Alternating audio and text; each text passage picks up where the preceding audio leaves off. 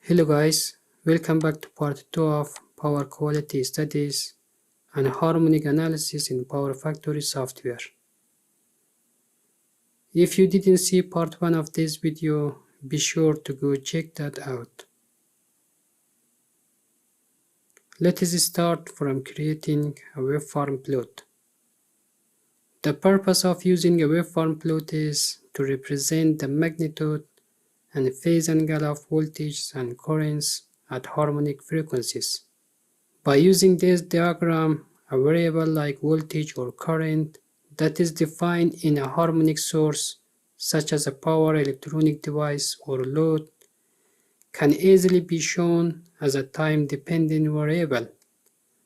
Therefore, we can analyze the real shape of the voltage.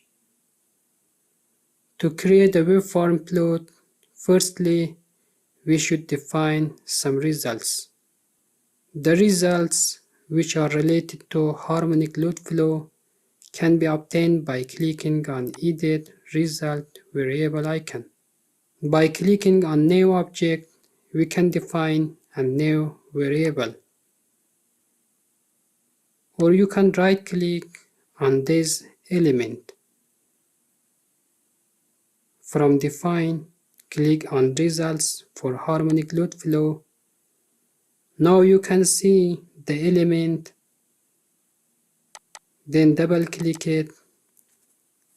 From the harmonic power quality, select currents, voltage and power in variable set, then select your bus.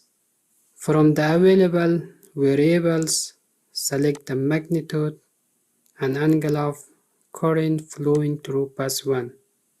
Click OK. Click on Insert New Graphic and create a virtual instrument panel and click on Execute. Click on Append New and select Waveform Plot, then click OK.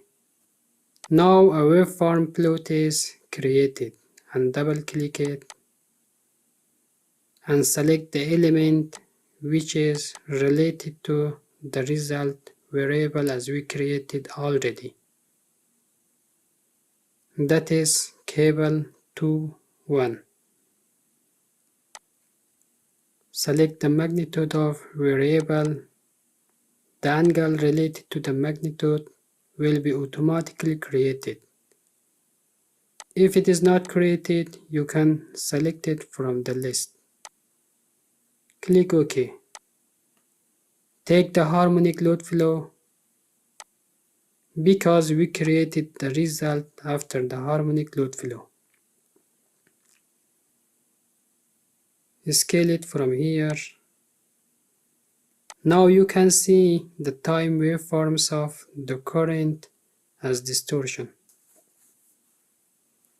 Another type of the output that we can get from the harmonic load flow analysis is determining the harmonic bar chart of a specific busbar. For example, let's check this PCC busbar. Right-click, from Define, select Results for harmonic load flow. As you see, a busbar is created here. Double-click it and select the parameters which are defined here. As an example, select harmonic distortion and click OK. To draw its bar chart, click on Create Distortion Plot. Select the element as busbar. Create the variable as harmonic distortion. Click OK. Scale it from here. To see all the bar chart better, from the x-axis, change the limit from minimum harmonic 2 until maximum harmonic 39. Click OK.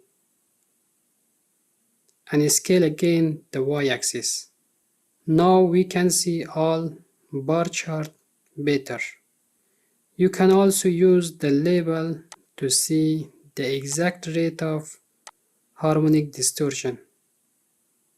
The fifth and seventh harmonic have the largest distortion harmonic percentage, and that is because of the general load that we have created here.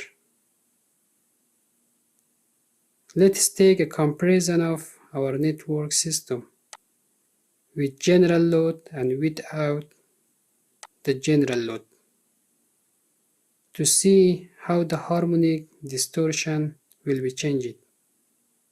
Take this as case A and make the load out of the service. Take the harmonic load flow and take it as case B. As you see, the harmonic distortion and THD or total harmonic distortion is changed a lot and decreased. If turned to distortion chart, you can notice that the fifth and seventh harmonic are decreased, and some of them are almost constant. The effect of harmonic is less on the component when those components are far from the harmonic source, as we know from the power system analysis. As you can clearly see here as well. The next thing that we will discuss about is using the impedance characteristics according to various frequencies in network power system. So, let us define a new steady case as Z underline frequency. Click OK and activate it. Then add the existed grid. In order to analyze the frequencies on different parts of our network system, such as loads or bus bars, we need to define some variables. As an example, right-click on this PCC bus bar. From Define, select Results for Frequency Sweep. Double-click. From Harmonic Power Quality, select R, X, Z, and Phase. Click OK and close it. You can define variable for the other bus bars as well. As an example, let's define one more variable for this bus bar. Follow the same steps.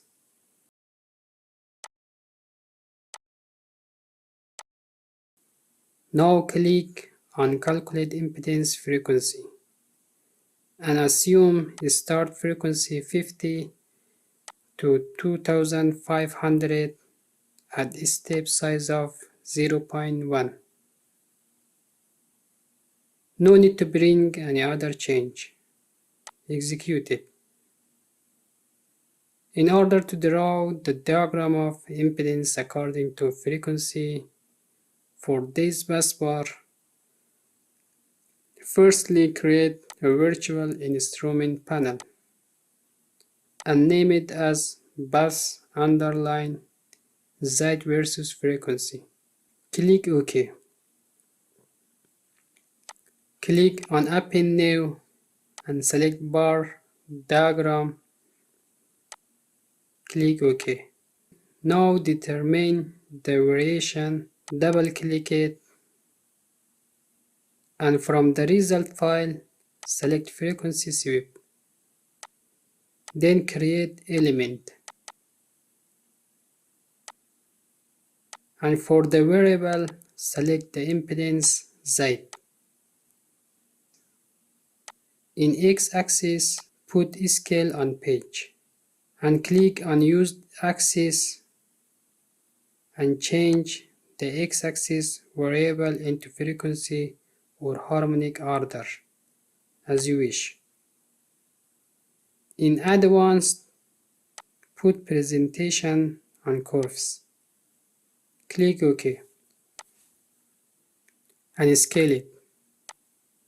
Now you can see the magnitude impedance characteristics of the network system, which looks as bandwidth. If you want to see according to phase, take a copy of it and paste it. Double click it and change the variable from Z to phase.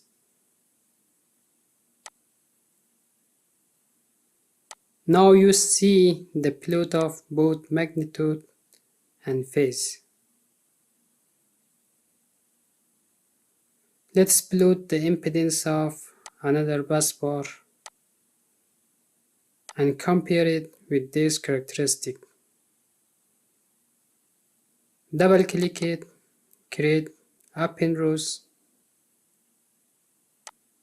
double click it, select frequency sweep as result file, and then create element and also variable.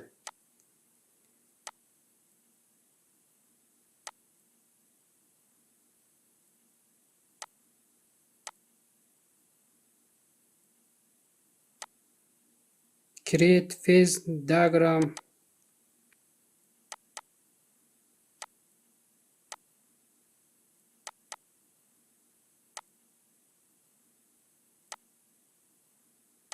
Now you can see both the magnitude and phase characteristics according to frequency.